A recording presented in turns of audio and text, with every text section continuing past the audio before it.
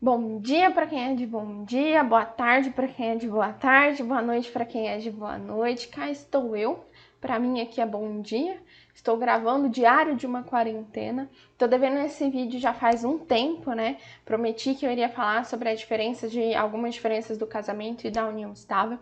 Então, cá estou eu. Resolvi até fazer um materialzinho para me redimir, tá bom?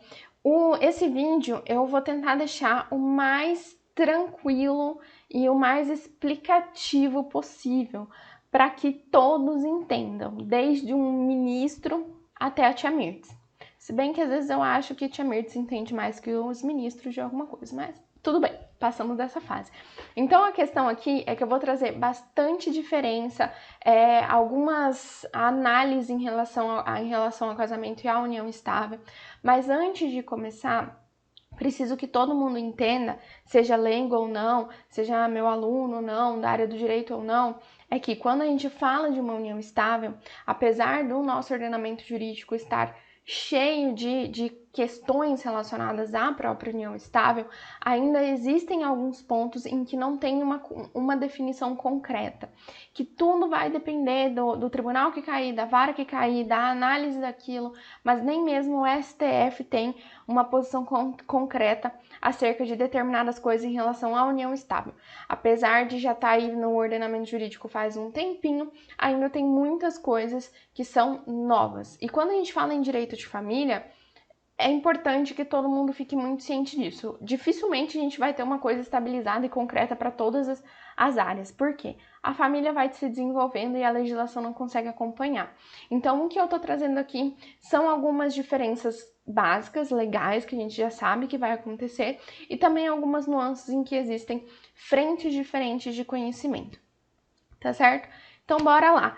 O que é a diferença entre um casamento e a união estável? Por que é a importância de você saber sobre isso? Então, se você quer casar, se você não quer casar, se você quer, como diz a minha avó, ajuntar, a gente precisa entender a diferença entre cada instituto. Porque às vezes, e dependendo da estratégia processual, isso acontece muito quando a gente fala de empresa, às vezes o casamento não é exatamente o que a pessoa quer por conta das consequências jurídicas que isso acontece, que isso decorre, tá? Mas você tem sempre que conversar com o seu advogado para saber qual que se adequa mais ao seu caso concreto. Mas com o que eu vou falar aqui, eu tenho certeza que você vai conseguir entender finalmente as grandes diferenças entre esses dois institutos. Então, bora lá. Deixa eu ver se eu consigo passar aqui. Conceitos básicos. Primeira coisa que a gente precisa entender em relação ao casamento e à união estável. O casamento, ele é formal e ele tem natureza contratual. Inclusive, o contrato de casamento é um dos contratos mais solenes que existe na face da Terra. Tem um vídeo no YouTube já em que eu falo sobre o processo de habilitação para habilitação de casamento. Gente, é realmente um processo. Então tem que ficar lá os proclamas estampados lá na cara de todo mundo, coisa que outros contratos não têm. Então é um contrato extremamente formal. E sim, o casamento, assim como outros contratos, existem obrigações decorrentes do casamento, mas isso é papo para um outro vídeo, tá? Mas de natureza é formal e tem uma natureza contratual. E ele está disposto no Código Civil. A união estável, ela também está no Código Civil, mas ela tem acho que são 2 artigos e alguns incisos. É pouquinha coisa, uma participação pequena, legalmente falando, em Código Civil, mas ela está estipulada na Lei 9.278 de 96. Então, pode ver, é um instituto antigo, né? A gente não está falando de, por exemplo, o Código de Processo Civil, que foi atualizado em 2015, é uma coisa bem mais recente. A união estável não, ela já está aqui faz um tempo, mas mesmo assim, muita coisa veio mudando no decorrer desde 96 até agora, tá? A união estável, ela é informal e de natureza fática. Mário, o que significa isso, informal e de natureza fática? Ao contrário do casamento, que é um contrato, ou seja, é um contrato, as partes vão lá e elas assinam, têm as suas obrigações, seus deveres, direitos e tudo mais. O casamento, ele é um fato jurídico. Na advocacia a gente chama de fato jurídico. Ele simplesmente acontece ao longo do tempo. Aconteceu no mundo ideal e aí ele tem uma consequência jurídica, tá? Então vamos supor, o céu é azul. É um fato. Você não precisa de um contrato para dizer que o céu é azul. Você olha, conforme as características, você sabe que realmente o céu está azul ou não. É uma comparação parece boba, mas é muito importante a gente entender isso. Por quê? A união estável, ela tem 3 requisitos básicos, que é a publicidade, tem que ser um relacionamento duradouro, público e duradouro e importantíssimo, com o intuito de constituir família. Este fato de constituir família é o que também difere a união estável do próprio namoro. A gente tem um namoro qualificado e temos a união estável, mas também é papo para um outro vídeo. É só para você entender que existem esses 3 requisitos da união estável, e se eles não estiverem configurados, se eles não forem configurados ao longo do tempo, este fato de união estável não existiu, tá?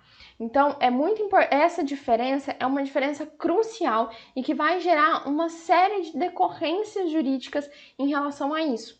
A gente vai ver mais pra frente que essa questão da gente não ter um contrato que diz o início daquilo dificulta muito na hora de uma ação de dissolução de união estável, por exemplo, em que a gente precisa comprovar esse marco. Na união estável a gente não tem. A gente tem um fato que em certo momento da vida ele virou aquilo, tá? Ele se transformou numa união estável, ele saiu de um namoro e aí subiu de patamar para a união estável. Já o casamento não é assim, o casamento ele não se configura. O casamento ele realmente precisa ter essa natureza contratual, não uma natureza fática, e ele realmente precisa daquilo assinado por testemunha e todas aquelas formalidades, tá? Eu falei um pouquinho sobre marco inicial agora há pouco, então o que é este marco inicial, Mari? Para quem não é do direito, talvez não entenda. O que aconteceu muito nessas últimas semanas de atendimento no escritório? Muita gente em relação à união estável que precisa comprovar essa união estável. A gente até consegue, em determinados relacionamentos, fazer uma comprovação fácil de união estável aos olhos de terceiros, né? É de fácil comprovação, mas o mais difícil mesmo é o marco inicial. Por quê? No casamento, existe um marco concreto, ele é definido pela data que você foi lá e assinou, realizou o seu casamento, assinou a sua certidão de casamento. Então, a partir daquele momento, você é casado. E todos os efeitos jurídicos relacionados ao casamento, eles terão eficácia a partir daquela data. Então, vamos falar, por exemplo, de uma divisão patrimonial, de uma partilha. A partir do momento que você casou, naquele momento, tudo, dependendo do regime de bens, claro, tudo que você construir dali para frente vai ser dividido com o seu cônjuge, tá? E outra coisa importante, na união estável a pessoa não chama cônjuge, tá? É companheiro. Então, companheiro, convivente, mas não é o cônjuge. O cônjuge é realmente um status que você recebe quando você casa. Então, voltando ao marco inicial, na união estável, o marco inicial ele é abstrato, ele acontece. Ele simplesmente, em um certo momento, nós saímos de um namoro e passamos a uma união estável. Então, você depende de muita prova e isso é muito difícil da gente conseguir comprovar. Aí você pode estar se perguntando, mas Mari, eu posso fazer uma declaração de união estável e aí a partir daquela data gera efeitos jurídicos. Mas não é bem assim. A gente precisa de comprovar os 3 pilares da união estável que eu acabei de explicar, para a gente ver se aquela data da declaração realmente tem uma eficácia, se ela realmente existiu ou se foi só aconteceu, né? Se a pessoa só jogou lá uma data aleatória. E por que isso acontece? A união estável, por ser uma coisa mais informal, a pessoa vai lá e declara, nem precisa de um advogado, não tem todas essas formalidades relacionadas ao casamento, para saber se tem causa suspensiva ou impeditiva de união estável. Não tem, a pessoa vai lá e faz. Isso acontece em alguns casos de ocorrer fraude a credor, de prejudicar terceiros por conta dessa data de união estável, sabe? Então, por isso que aquela data e aquela declaração de união estável, ela simplesmente não tem a mesma força que uma certidão de casamento, tá? Então, não tem. De nada adianta a gente, numa ação de declaração de união estável, de reconhecimento e dissolução de união estável, por exemplo, que todo mundo vai saber mais ou menos o que é lá pra frente, numa ação dessa que a gente precisa reconhecer ou determinar o marco inicial da união estável, de nada adianta você ter uma declaração dessa união estável se os 3 pilares da união estável não estiverem comprovados. Então, quando a gente fala nisso, nesse instituto, uma das maiores dificuldades no campo jurídico, principalmente de pessoas que não se resguardaram anteriormente, não procuraram um advogado para fazer essa advocacia preventiva, para entender quais são os seus direitos decorrentes desse instituto ou decorrentes do casamento, não fez uma consulta. Gente, é muito complicado a gente conseguir comprovar exatamente a partir de que momento. E aí, quais são as consequências disso? A gente não consegue comprovar, vamos supor, o marco inicial correto, e aí um ou outro bem fica de fora. Então, um exemplo rápido. Tia Mirtz casou com o tio Pablo, e eles casou em 2010. Em 2011, eles compraram uma casa juntos. Acontece, e aí eles casaram, eles se mantiveram na união estável e tudo, e aí não deu mais certo. E eles querem separar, acabar com aquele relacionamento. E o único bem que eles tiveram foi aquela casa que eles compraram em 2001. Ou seja, desde 2010... eu falei 2010? 2011, né? Tô louca.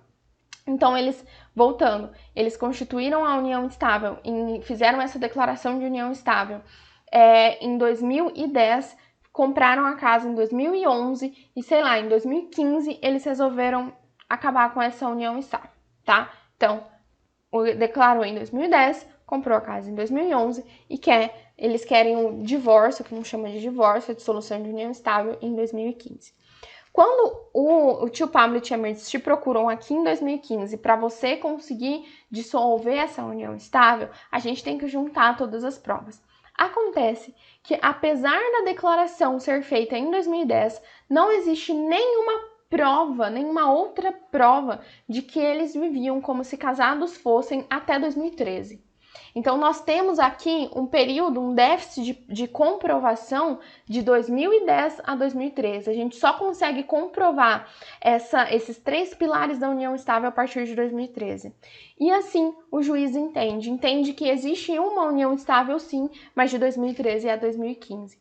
Acontece que o único bem que eles tiveram em conjunto foi aquela casa comprada em 2011.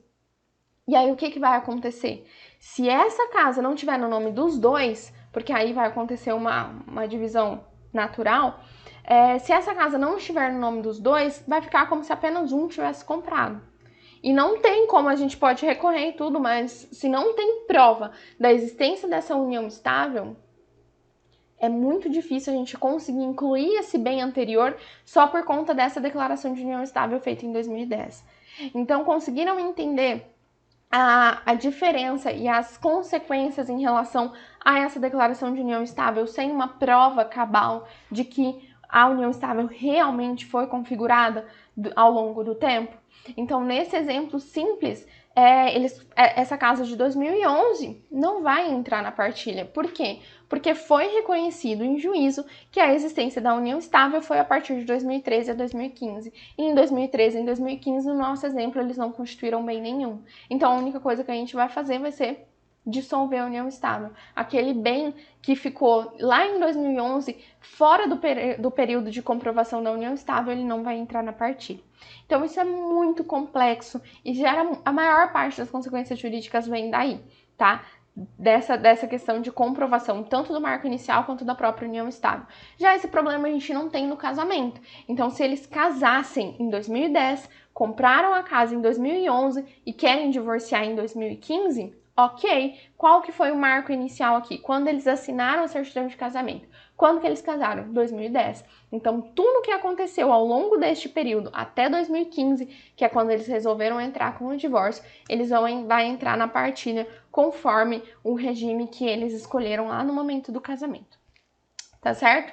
Então, essa é a importância da questão do marco inicial.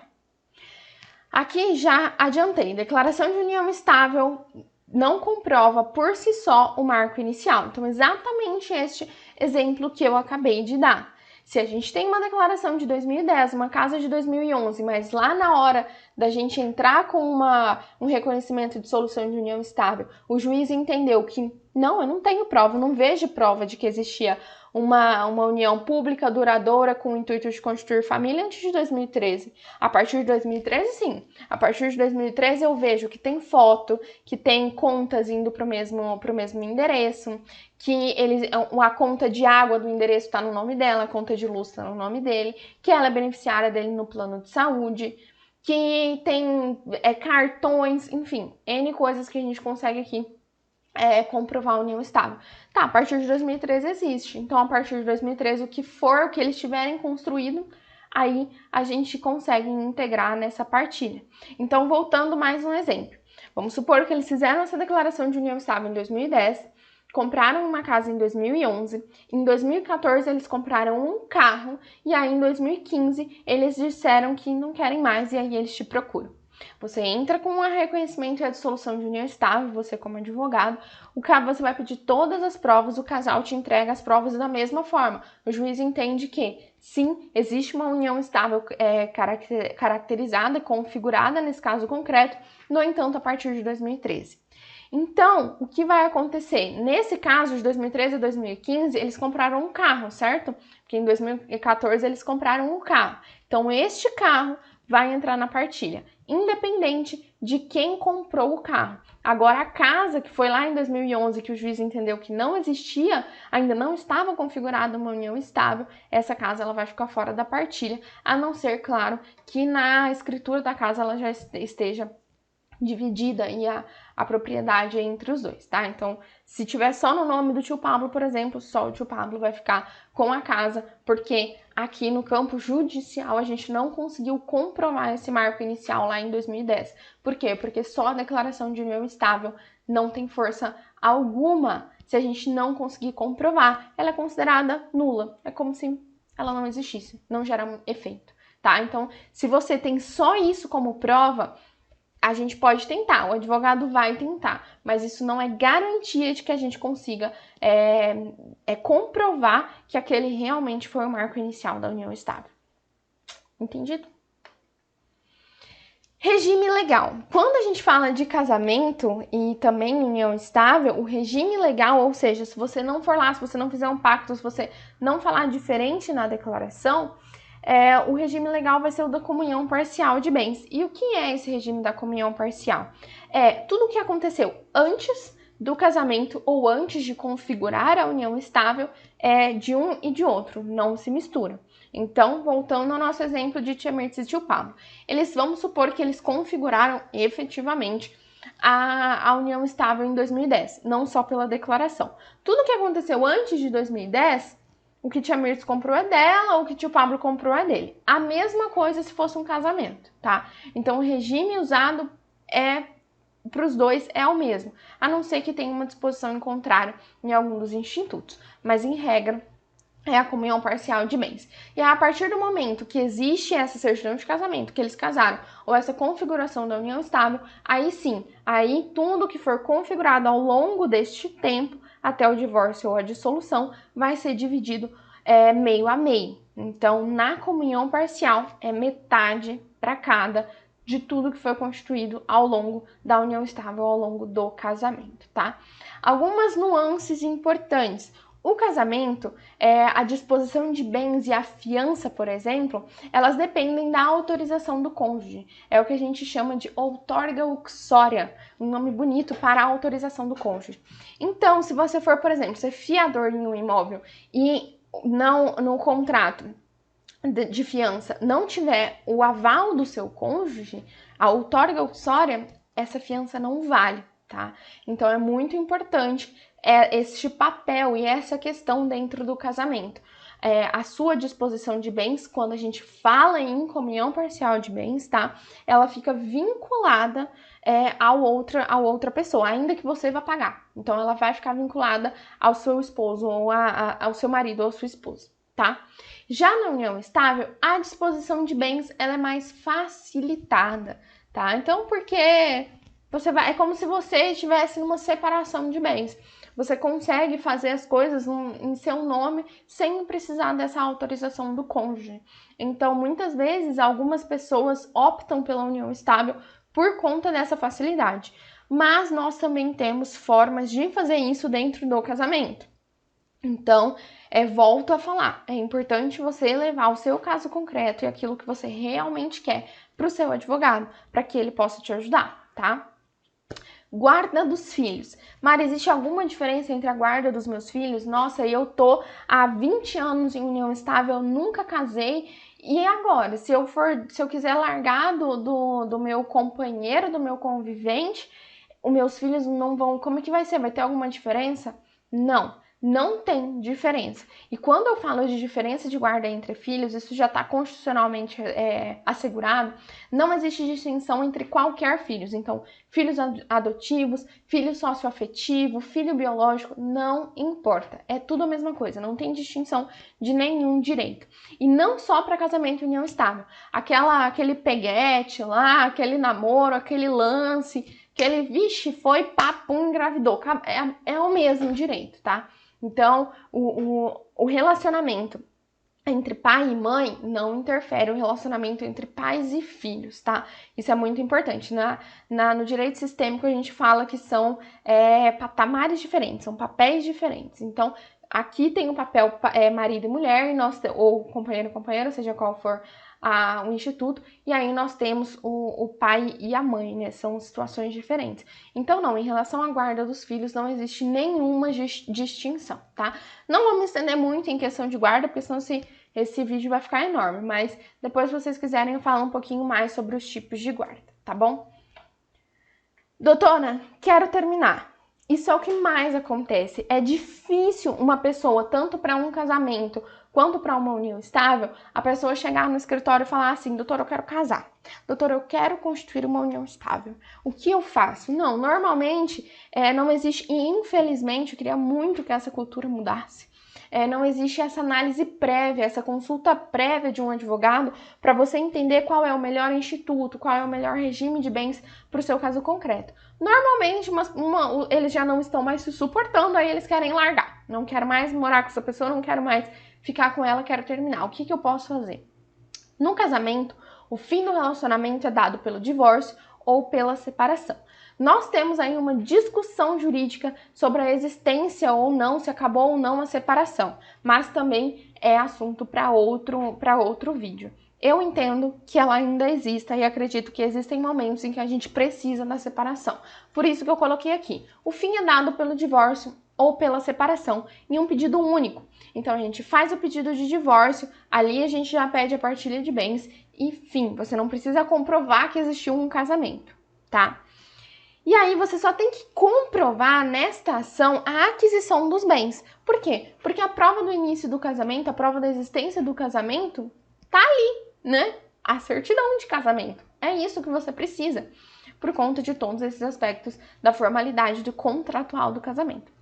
Então, quando a gente fala numa ação de divórcio ou de uma ação de separação e na partilha de bens, a gente só tem que comprovar a aquisição desses bens. A gente não precisa comprovar se houve culpa, se ele ficou separado por 2 anos, porque hoje não existe mais. O divórcio é um divórcio direto, né? Então, alterou aí a nossa legislação e hoje a gente não tem mais esse instituto de culpa. Então, se você está aí pensando, meu Deus, ela me traiu, ela é a culpada, ela não vai levar nada dos nossos bens.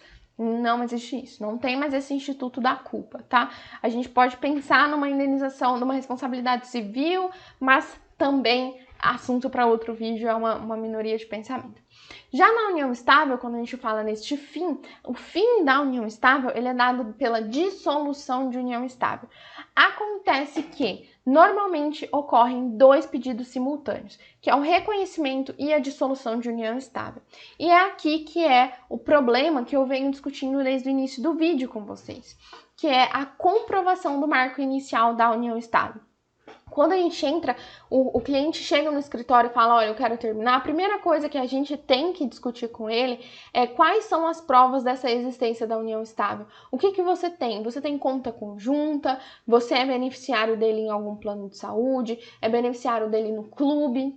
As suas contas se confundem dentro do mesmo imóvel, então um paga uma coisa, outro paga outra. E neste caso é muito importante que as contas estejam no nome da pessoa. Às vezes a conta está no nome do tio Pablo, mas é a tia Mirtz que paga. Mas neste momento é importante sim que que a conta esteja no nome de tia Mirtz, tá? Para a gente conseguir fazer essa ligação de, por exemplo, transferência bancária para aquela conta, pagamento do extrato de banco àquela conta, tá? Fica mais facilitado. Comprar viagem, Pax, eu já tive cliente que lá quando eles foram contratar a Pax, eles fizeram como se casados fossem um com o outro. Então, isso facilitou também. Então, neste momento, a gente já não tem que fazer somente a prova da aquisição dos bens. A gente tem que comprovar que esses bens foram adquiridos, sim, mas a gente tem que comprovar os requisitos da união estável. Então, a gente tem que comprovar que existe ali uma união pública duradoura com o intuito de constituir família, e nós temos que conseguir comprovar o marco inicial para que aqueles bens que foram adquiridos ao longo de todo aquele período entrem na partilha de bens. Então, percebe como que uma ação, um pedido de dissolução de união estável, o fim de uma união estável, juridicamente dizendo, é muito mais complexo do que um divórcio. É claro que existem suas peculiaridades. Alguns divórcios litigiosos, pelo amor de Deus, dá uma maior dor de cabeça. Mas falando aqui em quesito de provas, em questão básica e genérica, na união estável a gente tem que trazer ao processo muitas outras provas. Eu sempre peço para o cliente para que ele pense como o juiz. Então o juiz ele só tem acesso àquilo lá que está no processo. Ele não estava na sua casa. Ele não sabe se você dormiu do ladinho do tio Pablo. Ele não sabe se era você que pagava a conta que estava lá no nome do tio Pablo. Ele não sabe. Ele só tem acesso àquilo que a gente coloca no processo. É claro que existem as provas testemunhais que a gente pode trazer em audiência, né, para produzir prova nesse processo, mas acontece que somente a prova testemunhal talvez não seja o suficiente para comprovar a existência dessa união estável. E aqui nós temos uma outra questão jurídica. Existem decisões para tudo quanto é jeito, de tudo quanto é jeito. Já vi decisões que a pessoa está há 13 anos em união estável, era dependente em plano de saúde, e o juiz entendeu, primeira instância entendeu que não. E aí você tem que ficar recorrendo, vai para até chegar em STF. Então, é uma batalha jurídica. Mas também existem casos em que tá ali há 1 ano e é reconhecida a união estável. E isso tudo, o que difere, né? Mari, precisa de um prazo? Existe um prazo mínimo? Não tem um prazo mínimo para a união estável. Talvez os seus requisitos eles sejam configurados ao longo de 1 ano. Às vezes não. Eu, Mariana, entendo que pelo menos 1 ano, tá? Eu não consigo visualizar uma união estável muito antes disso. Mas existem decisões para tudo quanto é jeito. Então, nós não temos um requisito temporal mínimo. Então, o que cabe ao advogado e a você que quer pedir um reconhecimento, uma dissolução de união estável? Provas. Tanto prova testemunhal quanto prova documental. Lembrando que somente a declaração de união estável não é prova. Quais são essas provas? Fotos, hoje com rede social fica bem mais fácil, né? Fotos, hoje se você posta no Instagram, foto fica lá a data em que foi postada, então isso facilita. Contratos em nome dos dois, compra de bens no nome dos dois, contas, como eu disse, em um mesmo endereço com o nome dos dois. Tudo isso ajuda a gente a comprovar a existência da união estável e chegar o mais próximo possível do real marco inicial. O fato é que muitas vezes o próprio casal não sabe bem quando aconteceu a união estável. Alguns chegam, nossa, mas a gente morava junto. Mas morar junto também não é requisito indispensável de união estável. A união estável, muitas vezes, ela acontece com casais mais velhos que não querem, que já são divorciados, enfim, não querem mais toda aquela burocracia de casamento. E aí eles optam por uma união estável, que é mais informal, né? Mais tranquila, mais barata de se realizar. Então, o que acontece?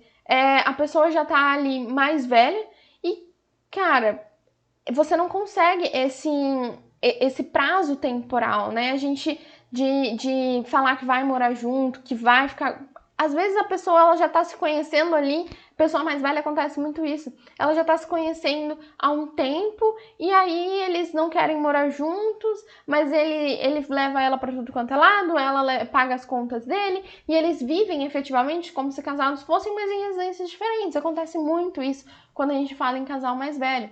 Então, morar sobre o mesmo teto não é um requisito substancial, da mesma forma que filho não é, tá? Então, vamos lá. Aí, eu acabei de dar spoiler também. Morar junto e ter filhos em comum por si só não fazem prova da existência de união estável. Por que eu coloquei isso bem claro aqui? Porque é o que mais chega no escritório. A pessoa chega falando pra mim que ela quer dissolver a união estável. Ah, tá bom, que provas que você tem? Ah, a gente tem filho e a gente mora junto. Primeiro que você precisa comprovar que morou junto, tá? Também não é tão simples quanto parece. O filho, você não precisa estar morando junto para fazer filho. A gente sabe como faz filho, né, gente? Então, isso não é um requisito indispensável para você ter filho. E aí a gente volta àquela questão. São 3 requisitos básicos. Às vezes esses requisitos foram configurados antes de vocês morarem juntos. E existem casais que não precisam morar juntos. Tem casais, gente, que são casado, não união estável, e que moram em lugares diferentes. Por exemplo, meu pai e minha mãe, até pouco tempo atrás, meu pai morava no interior e a minha mãe na capital. E eles eram casados, então isso existe. E como eu disse lá no início do vídeo, as famílias, elas se modernizam, né? Elas mudam com muita rapidez. Então isso lá na frente talvez vai ser tendência, né? Talvez os casais, o costume futuro seja de que eles morem separados. Então assim, para construir união estável, morar junto e ter filhos por si só não prova a existência da união estável. Então volto a repetir, fale com o seu advogado, tá? Porque às vezes um detalhe que é bobo para você, pra gente faz toda a diferença na hora de comprovar essa existência dessa união estável. Estado civil. O casamento, ou você tá casado, ou você tá divorciado, ou separado, né? Antigamente tinha o desquitado aí. Então, ou você tá casado ou você tá divorciado. Mas na união estável não muda o estado civil, nem mesmo depois que você dissolve essa união estável. Então, você não fica lá dissolução de união estável, não existe divórcio de união estável, você fica solteiro. Então, não tem essa alteração do estado civil. Para algumas pessoas, essa alteração do estado civil é uma coisa importante por algumas crenças religiosas ou ideologias. Então, nesse caso, a gente orienta que opte pela união estável, porque não tem como. A partir do momento que você casa, você muda o seu estado civil, tá? Herança. Estamos chegando aqui num momento tenso da nossa aula. Esse vídeo já ficou mega longo, mas tudo bem. O casamento, quando a gente fala em herança, ou seja, faleceu um dos cônjuges, a partilha ocorre conforme o 1829. Ou seja, o cônjuge é um herdeiro necessário e ele concorre com filhos, com pais e filhos, tá? Irmãos, tio, primo, não são herdeiros necessários. Eles vão receber uma herança se não houver nenhum herdeiro anterior a ele. Então, o grau mais próximo, no caso de filhos e pais, existindo filhos e pais, os outros de grau mais remoto não herdam, tá? Então, esses são os herdeiros necessários. E o cônjuge, ele concorre com todos eles. A união estável, antigamente, tinha uma partilha, uma herança diferente, uma forma diferente de partilha, que era o 1790, mas foi considerado inconstitucional e hoje o companheiro na união estável, ele passou a concorrer com ascendentes e descendentes, assim como o cônjuge, tá? Então, não existe mais essa partilha do 1790, que antes era exclusivo para a união estável. Tudo ficou com base no 1829. Mas aí a gente está se perguntando, ok, então é tudo 100% igual? Então não adianta eu casar a união estável em questão de herança. Aí a gente chega num ponto bem crítico, que é essa questão da legítima. Para quem está no mundo jurídico, entende que legítima é aquilo que o ordenamento jurídico ele entendeu, o legislador ele entendeu como se fosse uma vontade presumida da pessoa que casa. Então vamos aqui voltar para um exemplo de Tia Mertz e Tio Pablo. Tia Mertz e Tio Pablo casaram e eles tiveram Antônio Wilson. Então, o legislador acreditou que Antônio Wilson ia ser um bom filho, que ele realmente precisava resguardar uma parte para esse herdeiro necessário. Então, tanto para Antônio Wilson quanto para o esposo, para a esposa ou para o marido, tá?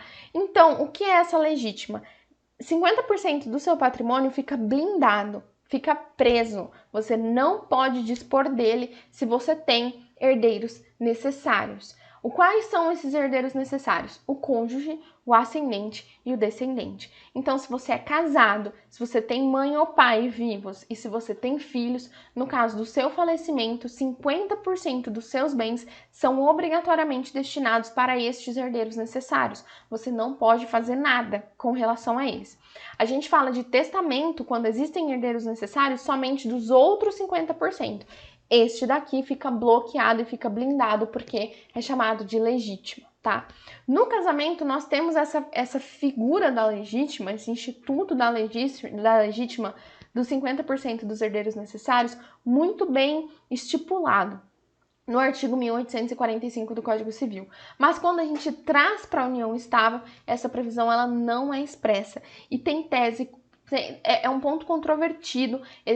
Foi realizado embargos no STF. Quando eles se tornaram inconstitucional em 1790, falando que tudo ia ser pelo 1829, foi feito um embargo de declaração dentro dessa ação para que o STF se explicasse, falasse assim, uai, querido, e agora? É ou não é herdeiro necessário? No caso de união estável, eu preciso ou eu não preciso de resguardar essa legítima? Posso pegar testamento e dispor nos meus bens 100% caso eu não tenha filhos, não tenha pais vivos e tenha somente o meu companheiro? Esses embargos eles foram improvidos. O STF ele entendeu o quê? Ele nem disse nem desdisse. Ele falou assim, olha, quando a gente fala da inconstitucionalidade do 1790, a gente quer dizer somente do 1700, a aplicabilidade do 1829 somente nesses casos. E é só a aplicabilidade do 1829. Se você for fazer uma análise um pouco mais aprofundada, entende-se que, bom, então não é herdeiro necessário, né? Porque o STF disse que é somente em relação a 1829. Então, supõe-se que nós não temos um companheiro como um herdeiro necessário. Então, supõe-se que eu não preciso deixar, que não existe legítima para o herdeiro. Que se eu quiser ter pro companheiro, se eu quiser fazer um testamento e deixar 100% dos meus bens pro tio da quitanda, eu posso. Entende? Então, esse é uma tese. Mas ela não é uma tese firmada dentro do STF. Existem decisões contrárias. Teve uma decisão, inclusive, de 2018, em que incluiu a companheira como herdeira necessária, mas, pelo que eu pesquisei, essa decisão em si não teve repercussão geral ainda, da mesma forma que não teve uma ação de repercussão geral falando que o companheiro não é herdeiro necessário. Então, nesse ponto aqui, vai depender muito da análise da prova, da tese que o seu advogado iria conseguir sustentar ali na sua ação, tá? Mas em relação ao 1845, a gente ainda tem essa divergência. O STF tem decisões nas duas correntes, mas a doutrina, a maioria segue o entendimento de que o companheiro é herdeiro necessário. Já que você igualou o 1829 para os dois, ou seja, o companheiro concorre com ascendente e descendente, com filhos e pais, então, se ele pode concorrer, ele também é considerado herdeiro necessário. A maior parte da doutrina segue nessa seara. Mas existe uma outra parte da doutrina que entende que não, ele não pode ser herdeiro necessário, porque alguma coisa de diferente da união estável tem que ter. Então, diz não e não, porque pelo menos isso eu tenho que ter liberdade. Já que aqui me obrigaram a fazer com que o meu companheiro concorra com meu pai e com os meus filhos, pelo menos a liberdade testamentária eu tenho que ter. Então, existe essa outra vertente da doutrina. Ou seja, depende de quem vai ser o seu cliente, do que o seu cliente quer. Aí vai ser a pontinha da doutrina que você vai ter, a tese que você vai ter que defender. Aqui eu fiz um resumo para ficar um pouco mais fácil, né, da gente conseguir fazer o fechamento dessa aula. O casamento ele tem uma maior segurança jurídica, porém ele é mais caro para poder realizar, e também nós temos essa questão da disposição de bens, que depende da outorga uxória, tá? Mas a comprovação, como eu disse ao longo de tudo isso, é bem mais fácil. A união estável, existem muitas diretrizes divergentes. Então, eu trouxe a questão do herdeiro necessário, por exemplo, para a gente discutir. Mas existem outras vertentes, quando a gente fala, por exemplo, em benefícios previdenciários, que aí também tem vertentes divergentes. Mas a união estável, em comparação ao casamento, é muito mais informal e muito facilitada. Você pode ir lá fazer uma declaração de união estável, ou se quiser nem fazer isso, ao longo do tempo ela se configura e aí você consegue, dependendo das provas, determinar aí toda essa partilha de bens decorrentes da própria união estável, como se casamento fosse, tá? Minha opinião como advogada. Em alguns casos, a união estável ela pode ser o mais indicado. No entanto, em outros, o simples fato de você alterar o regime de bens, optar por um regime de bens diferente do regime legal, que é o que a gente falou aqui, já resolve o objetivo que você quer. Então, isso acontece muito quando a pessoa está, por exemplo, separada de fato, ou então pessoa mais velha, ou empresários, em que na verdade alguma coisa que ele quer não é só informalidade, mas às vezes uma blindagem patrimonial, alguma coisa assim.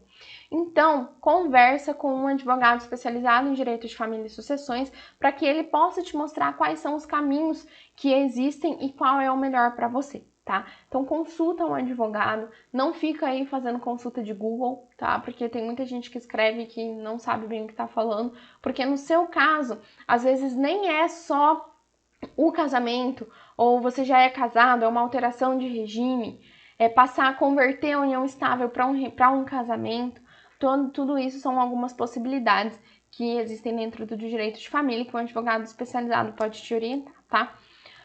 Provas. A união estável ela demanda muita prova, são provas robustas da existência dessa união estável, dos 3 pilares e principalmente do marco inicial dessa união estável, tá? Ela não tem tanta segurança jurídica quanto o casamento, porque existem decisões de toda forma. Como eu disse, tem decisões em que existia uma união estável que aos nossos olhos era muito claro da existência dessa união estável que ela não foi considerada e não foi reconhecida em juízo. Mas existem também uniões estáveis curtas, né, de uma duração mais curta, como por exemplo de 1 ano, e que foi reconhecida judicialmente. Então, a união estável a gente tem essa questão. A melhor coisa é você procurar um advogado especializado, alguém que você confie para te explicar melhor sobre essas diretrizes e essas teses, tá certo?